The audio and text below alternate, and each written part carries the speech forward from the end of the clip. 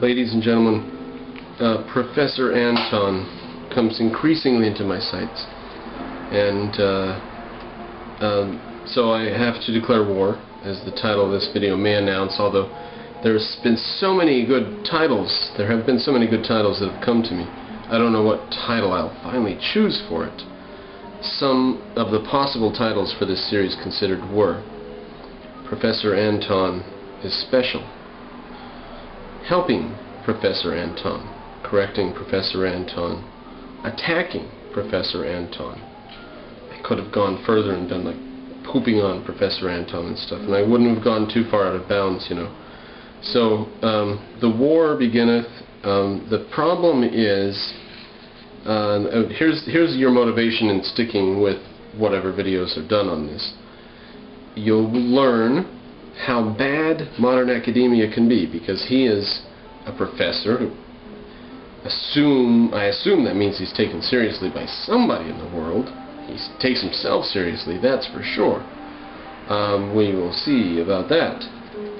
But you'll learn how bad academia is, and how bad Kantianism can get people who are Immanuel Kant reincarnated and profess that they disagree with Immanuel Kant. So we'll see a bit of that. And so that's why you should stick with this. Plus it'll be just a great series of laughs against somebody who takes himself very seriously. And you're either up to be laughed at and ridiculed when you attack someone who takes himself seriously, or you're up to make the person look like an ass. One of the two and not both, or perhaps both. That's like a Professorantonism. If you watch his videos, and we'll see that later. Or perhaps both, or maybe both, or but who knows? He's always putting that in there. We'll see that. We're going to start with a video called YouTubing So Far. He's gone on YouTube and done some YouTubing. So I want to show you in about size 10 font his video, 6-minute video, is that, plus it's just this top paragraph here. Okay, that's Professoranton's video, and then this is a summary in one paragraph, and then these are each one-sentence summaries, 3 one-sentence summaries, out of which I don't think a lot was left. Now, in fact, you'll possibly be able to watch near the same time as the posting of this video. You will be able to watch an interview with my primary investor, who is the one who typed this up as we watched, and I hit this space bar to stop it and stuff. He typed it up, then we colluded on the summaries there. So we'll see how good the summaries are. But first we have to stumble through his stumbling, just to see how crazy it can get, and we'll be able to stop and laugh every few minutes. I'd have to give a small statement here. He's getting on here to give his view, not to say anything that's true. I didn't plan on rhyming that, but that rhyme came out so well I just have to leave it like that. That's one of their dogmas. I'm just saying what I think, and then you say what you think, and we'll talk about it, and then everybody will have flowers fall on them. Alright, so here's how it starts. He says, I think one of the things to get at in the YouTubing experience... Okay, so put that in your pocket. We're talking about the YouTube experience. And I'm talking about people who are a YouTuber, and by that I mean someone who's someone who's on YouTube, loading YouTubes, watching YouTubes. Oftentimes their videos will respond with, I'm responding to someone's video, something like this. Right, so you get the type of person he's talking about. Someone who's active on YouTube. So, they're actually exchanging videos rather than just someone who goes, oh my god, he's continuing with the explanation? My god, how dense does he think his viewers are? Okay, let's go with him then. Rather than just someone who goes on YouTube and watches videos, someone who actually once in a year posts a well-packaged document and then goes on and checks to see how that's been doing. So he just kept explaining. Alright, so even people who put a documentary on and then they just go on once a year, they are excluded. We're talking about active YouTubers. Fine. No, we got it. I think there's a kind of YouTuber experience that it's often a kind of, I think, for many people, if you watch, it's a kind of religiosity. Is only the door open? What just came in there? Kind of religiosity? It's a kind of religiosity. Okay.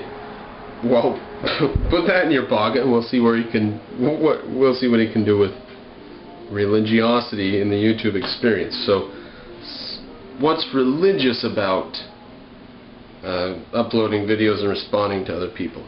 Now, you can't say some people on there aren't religious, but can you say there's a religiousness to it as such? I bet he can. It's a kind of theology. I thought he was stretching it at first, but let's go on. That is perhaps replacing the displaced sense of prayer, so we don't pray anymore. Prayer doesn't mean as much anymore, and so people are looking for some new sense of prayer, and that's going to be YouTubing of this. He's getting real thin here, right? I guess lost, or the erosion of prayer, is being compensated for and kind of recovered through YouTube. Now, I thought I was on YouTube too much. This guy is reading religion into it.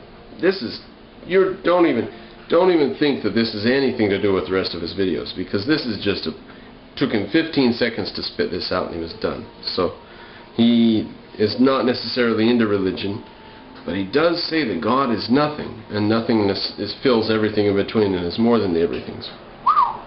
Right. So, continuing, it's a retrieval of a kind of prayer where people speak to a silent, unresponding interlocutor in the hope that their voices are heard. Oh. There's an unresponding interlocutor, maybe, which is like God, right? Your prayer may or may not be heard, I hope it is. Or you put a video out on the World Wide Web and it's like a prayer to wonder whether or not you're going to be heard. And I'll continue with that thought. Quote, imagining that what they say may have relevance. So, a prayer out into the metaphysical unknown and a video on YouTube are to an equally intelligent audience. Continuing with this second, virtually a second sentence, we can possibly put 2 periods in the paragraph we've just finished hearing. Possibly. I've got one here in what's typed. But we could maybe put 2 if we sprained our ankle somewhere trying. So, for a published professor, he's published a book, maybe more, and for him to be a professor and to not be able to put a sentence together, I think that we can diagnose a case of incipient verbal diarrhea here, which I have to say is a term I got from a Texas lawyer, which is a good place to get a vulgar, literate term. You can find, just put a Texas lawyer fight on Google video and you'll get something about old white guys threatening each other. Well, I can't bring that into the current discussion, but the incipient verbal diarrhea comment definitely comes in against Professoranton. His mouth runs, and you'll learn, if you listen to him for a bit, you'll learn some tricks of what to listen for, and he is extremely well educated, if we just assume that education means knowing a lot about everything that's worth nothing. If that's our definition of education, he's got it down pat. Shall we continue with the second bit? I think there could be an argument to that, right? That there's a kind of religiosity that is being replaced. On the other hand, you could say, look, watch out! Just when you think he's chosen the left fork, he swerves across the median just to miss the light pole to go for the other side. And ends up going right down the middle and usually smashing himself somewhere. Let's see if he smashes himself. On the other hand, you could say, look, it isn't anything like that at all. Oh, just watch for it. Just watch 10 of his videos and see if you don't find that in at least 5 of them.